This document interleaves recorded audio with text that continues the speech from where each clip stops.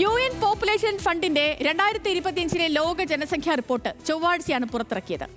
ഇന്ത്യയുടെ ജനസംഖ്യ ഇക്കൊല്ലം 146 കോടി കടക്കുമെന്നാണ് ഐക്യരാഷ്ട്രസഭയുടെ റിപ്പോർട്ട്.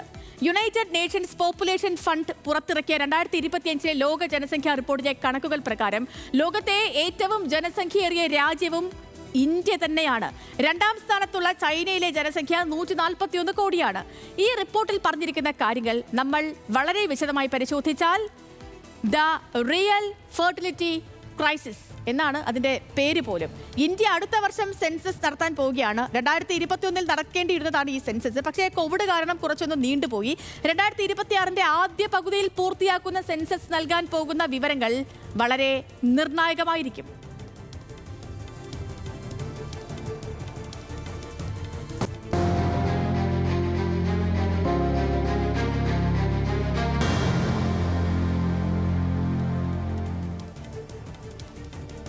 യെസ്, 2026 മുതൽ ഇന്ത്യൻ ജനസംഖ്യ കുറഞ്ഞു തുടങ്ങുമോ? നടക്കാനിരിക്കുന്ന സെൻസസ് നിർണായകമാണ്. നോക്കാം നമുക്ക്. 2011 സെൻസസ് കണക്കും പിന്നീട് സാമ്പിൾ രജിസ്ട്രേഷൻ സിസ്റ്റവും ഒക്കെ നൽകുന്ന വിവരങ്ങൾ വെച്ചാണ് ഇപ്പോൾ ജനസംഖ്യ കണക്കാക്കുന്നത് മറ്റും. അപ്പോൾ ഉപയോഗിച്ചാണ് കഴിഞ്ഞ വർഷം ഏപ്രിലിൽ ഇന്ത്യ 142 കോടി ജനങ്ങളുമായി ലോകത്തെ ഏറ്റവും ജനസംഖ്യയുള്ള രാജ്യമായി പ്രഖ്യാപിക്കപ്പെട്ടത്.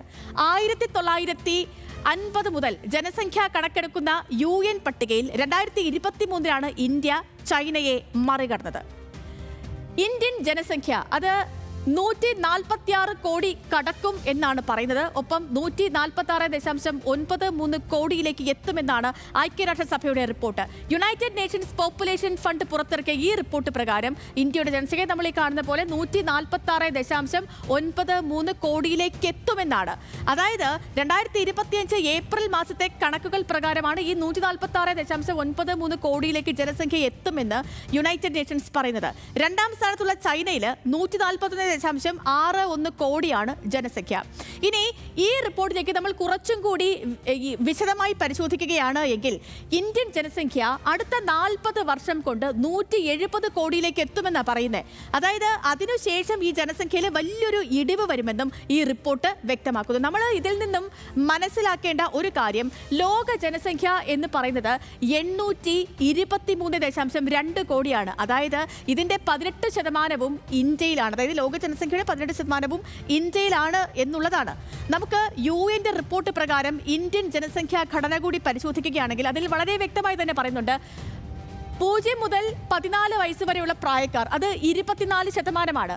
10നും 19നും ഇടയിലുള്ള പ്രായക്കാർ അത് 17%. 10നും 24നും ഇടയ്ക്കുള്ള പ്രായക്കാർ 26%. 15നും 64നും ഇടയിലുള്ള പ്രായക്കാർ എന്ന് പറയുന്നത് 68%, 65 വയസ്സിന് മുകളിലുള്ളവർ 7% എന്നാണ് ഈ കണക്കുകളിൽ നിന്നും നമുക്ക് വ്യക്തമാകുന്നത്. അതായത് ഇനി നമ്മൾ ആയുർ നിരക്കിലേക്ക് കൂടി വരികയാണെങ്കിൽ ആയുർ നിരക്ക് പ്രകാരം പുരുഷന്മാർക്ക് 71, സ്ത്രീകൾക്ക് 74 വയസ്സുമാണ്. ഈ റിപ്പോർട്ടിൽ പറയുന്ന മറ്റൊരു പ്രധാനപ്പെട്ട കാര്യം നമ്മൾ നോക്കുകയാണെങ്കിൽ ഇന്ത്യയിലെ പ്രത്യുൽപാദന നിരക്ക് കുറയുന്നു എന്നുള്ളതാണ്. കാരണം ശരാശരി ഒരു വനിതയ്ക്ക് 2.1 ജന്മം നൽകലിൽ നിന്ന് 1.9 എന്ന് പറയപ്പെടുന്നു.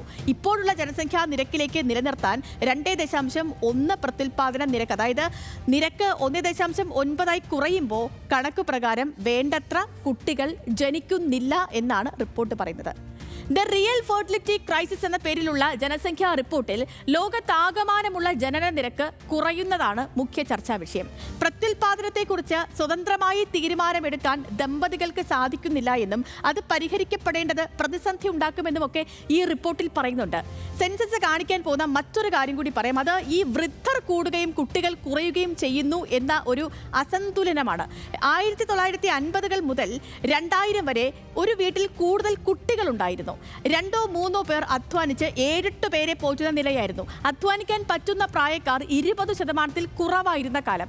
ഇപ്പോൾ അത് മാറി 2011 ആയപ്പോൾ അധ്വാനിക്കുന്നവർ 44, ആശ്രിതർ 56 എന്നായി. ഇപ്പോൾ അത് വീണ്ടും അധ്വാനിക്കുന്നവർ 54, ആശ്രിതർ 46 എന്നായിട്ടുണ്ട്.